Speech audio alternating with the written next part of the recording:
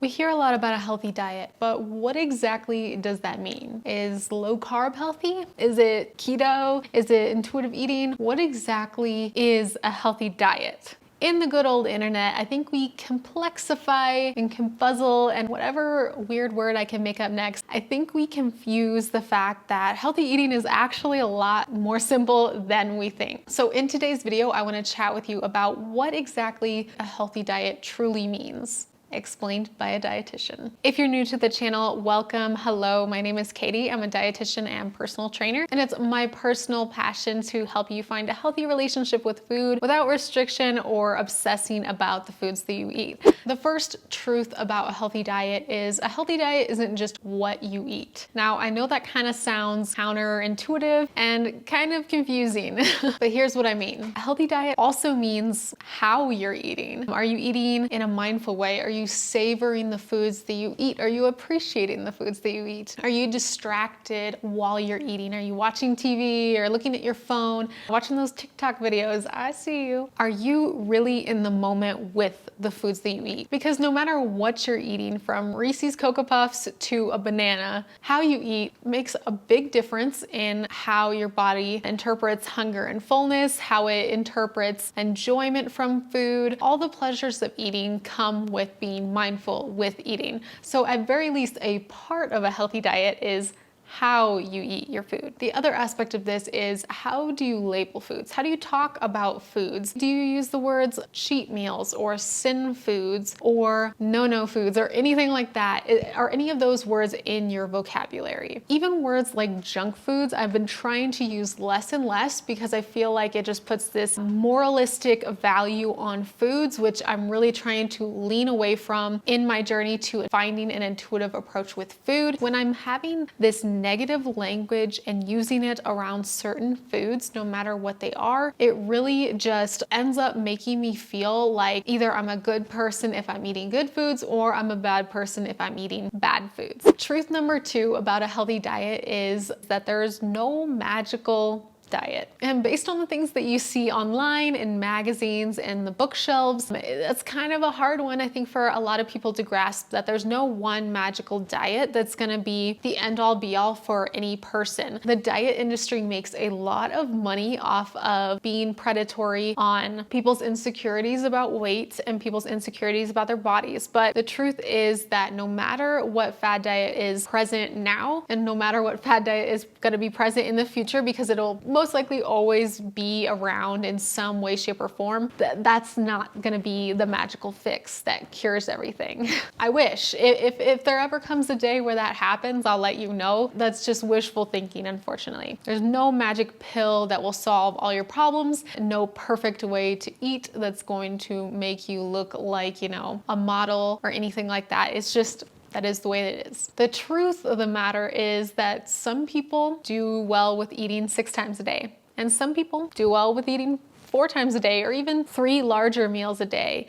And both of those things are fine. Some people do well with a vegetarian diet. Some people are pescatarians, and those are all fine things too. I find that you kind of naturally figure out what works well for your body without having to put a label on it, because I am not vegetarian. I have been in the past, but unfortunately for me, it was kind of a means to restrict myself rather than for any animal rights reasons or anything like that. So I find that whenever I label myself as something like, for example, a vegetarian, it leads me to restrictive habits. So I try to stay away from that. But the funny thing is, I actually eat a primarily vegetarian diet without any of those labels. So I find that labels, when it comes to dieting, are just not productive for me. But if you are fully vegetarian, then by all means, feel free to call yourself vegetarian. I'm not saying that, but what I am saying is there are so many different ways to eat that I think if we just focus in on what our body prefers and what maybe our ethical preferences are, our preferences around cooking and around taste of foods and stuff like that, we'll find a natural balance of maybe being a vegetarian, or maybe mostly plant-based but with a little meat, or maybe you're the type of person that has a lot of meat. All of those things are fine. And I just hate that the diet industry seems to always want to try to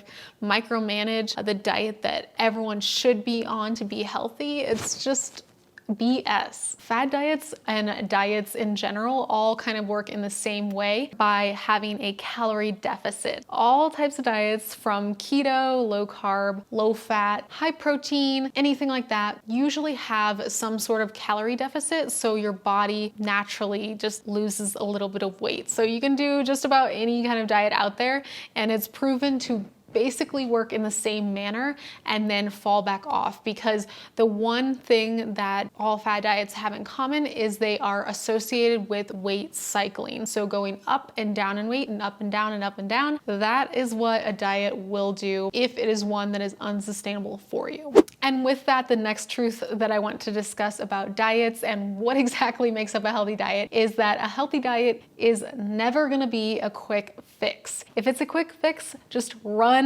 as far away as you possibly can, because think about it. We eat from the moment that we are born to the moment that we die and leave this earth or go and get reborn again. Why would we think that our diet would be something that would be a quick fixable thing? Our diet is something that we have to live with for our entire lives, unless we someday find a weird way to eat air and live off of that. We're gonna have to eat food. So what you want to do is find a way that is realistic and sustainable to eat food. And so the method that you probably know if you're in the dark blue community that I love is intuitive eating. Essentially, it is a gentle nutrition approach where you honor your body's hunger and fullness. You ditch diets and you eat based on your preferences, not based on what some diet booklet tells you to eat and how much they tell you to eat. As they say, all good things come with time, and a diet is no different. And when I say diet, I just mean how you eat in general. It should be a way that makes you feel good, makes you feel energized, and makes you feel like you're enjoying life and enjoying the foods that you love. And yes, that means all foods can fit into your diet. I know I mentioned in the last tip that most weight loss diets are based on having a calorie deficit. The other reason that a lot of these diets can have kind of like the quick fix message or the promise that they give you to have quick fix results, most diets that promise that quick fix weight loss in the beginning are just basing it off of the fact that when you go on a diet and you have that calorie deficit, you are losing those glycogen stores, which is stored glucose or stored sugar in your liver, and it is being converted to your bloodstream for energy, because in the calorie deficit, your body's like, oh crap, I better find some extra fuel. So it takes it from your glycogen stores. And those glycogen stores, they hold on to a little bit of excess water. So when you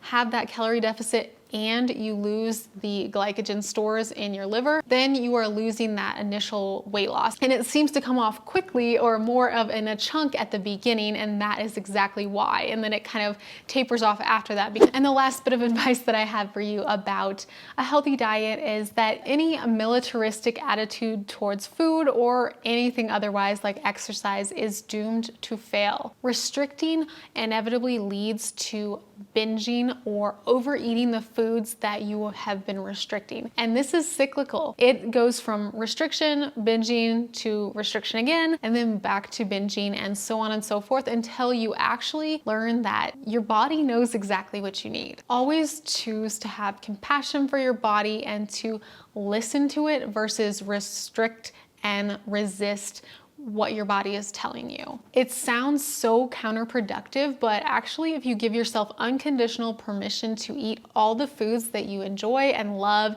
and prefer, you'll have much less of a problem with binge eating or with overeating. What happens so often is that we put foods on a pedestal that we restrict or try to cut out of our diet, and inevitably we go back to those foods, and it's that Last Supper syndrome. To avoid all of that, practice unconditional permission to eat the foods that you love and see how that works. This concept is discussed in the book Intuitive Eating that I will leave in the description box below, and we can discuss this more in a future video in way more depth than we did in this one. But if you want to have that one-on-one guide, I highly recommend the Intuitive Eating book. And I also have the Mindful Muscles ebook, which is a book that I made kind of based on mindful and intuitive eating concepts as well. And it's more focused on fueling your fitness. So if that's something you're interested in, then definitely definitely check that out. I'll make sure to leave some extra videos in the end card and description box that you might enjoy as well. And leave me any ideas or questions that you have in the comment section below if you'd like me to talk about anything in a future video or anything like that. Thank you so much for hanging out with me today, and I will see you in the next video. Bye guys.